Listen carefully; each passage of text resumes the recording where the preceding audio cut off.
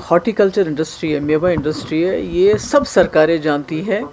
ये जम्मू कश्मीर की बिलखुसूस कश्मीर की रीढ़ की हड्डी है और नेशनल हाईवे हमारी इस रीढ़ की हड्डी की शहरग है। तो ये नेशनल हाईवे आज मरकज़ी सरकार के पास नहीं गई है, ये हमेशा से सेंट्रल गवर्नमेंट के पास रही है। मगर जितनी भी सरकारें थी उनको ये एहसास था कि फ्रूट इंडस्ट्री ने जम्मू कश्मीर को बहुत मुश्किल हालात में ज़िंदा रखा है।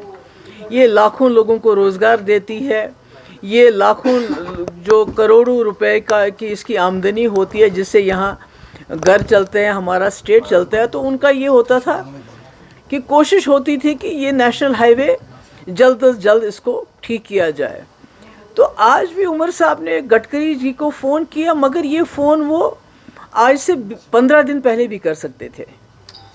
हम ये तो सबको पता है कि नेशनल हाईवे जम्मू कश्मीर के पास नहीं है। ये हमेशा से फारूक साहब का टाइम हो, मुफ्ती साहब का टाइम हो, मेरा टाइम हो, हमेशा ये मरकज़ी सरकार के पास रहती है। इवन उमर साहब के टाइम में भी। तो ये कहना कि ये मेरे पास नहीं है, तो वो तो आप अपनी ज़िम्मेवारी से तो आप फारिग नहीं कर सकते अपने आप को, क्योंकि इस वक्त इन लोगों ने पूरा साल भर ही अपना खून पसीना बहाते हैं। उसके बाद बैंकों से लोन लेते हैं, कर्जा लेते हैं, और आज करोड़ों रुपए का, अरबों रुपए का फ्रूट हमारा ज़ाया हो गया है। और अभी भी सड़क पे, मतलब कितनी देर ये सड़क ठीक रहेगी हमें पता नहीं है। इसमें जब तक यहाँ की सरकार मरकज़ी सरकार से मिलके एक्सक्लूसिव कॉरिडोर, यानी अगर शाम को अगर 6 बजे तक गाड़ियाँ अपना माल शाल भर के काजीगुंड पहुँच जाएँ और 8 बजे से लेके रात के 2 बजे तक एक्सक्लूसिव फ्रूट ट्रक्स को यहाँ से जाने दिया जाए, तभी ये इंडस्ट्री बच सकती है। बाकी ट्रेन में 2 डब्बे आपने लगा दिया तो उससे क्या कमाल हो जाएगा। अनलेस एंड अनटिल आप पूरी ट्रेन जिसमें बहुत ज़्यादा माल जाता हो और फिर वो भी वहाँ मंडीज़ तक पहुँचाना उनके लिए बहुत मुश्किल होता है। मेरा ये है कि ये बड़ा सीरियस मामला है, इसमें यहाँ की सरकार को इसमें सीरियसली लेना चाहिए था।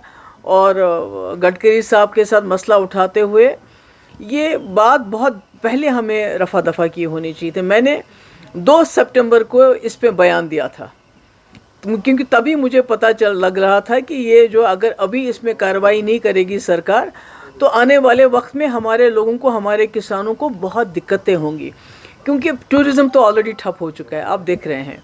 उसके बाद जो कसर बाकी थी वो कुछ लोगों ने, कुछ क्रिमिनल्स ने यहाँ जो मीट का, वो जो रॉटन मीट बेच के, असली लोग जो बेचारे असली मीट बेचते थे, जो होटल वाले काम करते थे, सब लोग तो एक जैसा ख़राब मीट नहीं बेचते थे, मगर यहाँ का कारोबार ही ठप हो गया। टूरिज़्म ठप, होटल वालों का कारोबार ठप, रेस्टोरेंट ठप। अब हमारी एक फ्रूट इंडस्ट्री रह गई है, तो इसको भी खुदा ना खास्ता इस तरह इतना नुकसान हो रहा है। तो मैं समझती हूँ कि ये इसमें यही है कि एक एक्सक्लूसिव कमिटेड कॉरिडोर रात के 8 बजे से सुबह के 2 बजे तक खाली जहाँ की हमारे ट्रक्स को जाने दिया जाना चाहिए, उसमें किसी और गाड़ी को अलाउ नहीं करना चाहिए। और जो रास्ते में जो पैच ख़राब है उसको बिल्कुल फ्लैट करना पड़ेगा, क्योंकि पहाड़ आता रहेगा। जब तक आप फ्लैट नहीं करोगे उसमें, तो तब तक मुझे लगता है कि ये मसला हल होने वाला है। ये जो मुझे फिर अफसोस के साथ कहना पड़ता है कि जो उमर साहब ने भी हाल ही में कहा कि मैं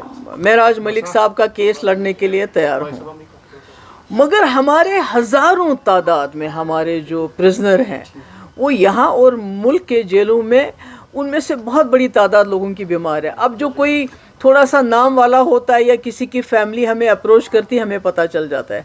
हमें मालूम नहीं कि जो हमारे प्रिजनर्स, जो कैदी हमारे बाहर के जेलों में, उनकी क्या हालत है, वो किस हाल में है।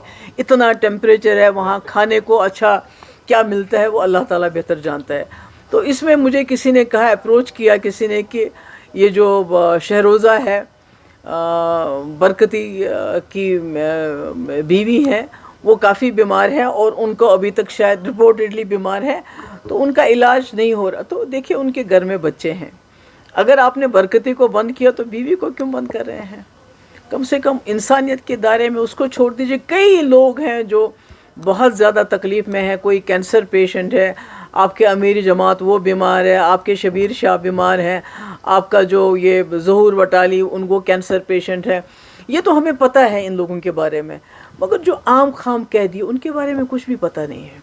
اور تبھی میں کہتی ہوں کہ عمر صاحب کو اگر مدد کرنی ہے کسی کی تو معراج ملک صاحب کو ان کی وکالت کی ضرورت نہیں ہے، وہ وکیل کا خرچہ دے سکتے ہیں ان کے والد، مگر اگر کرنی ہے مدد تو وہ مدد کرنی چاہیے ایسے لوگوں کی جن کا کوئی پرسان حال نہیں ہے، جس میں برکتی بھی ایک، اس کی بیوی بھی ایک اسی قسم کی قیدی ہے۔ Thank you so much.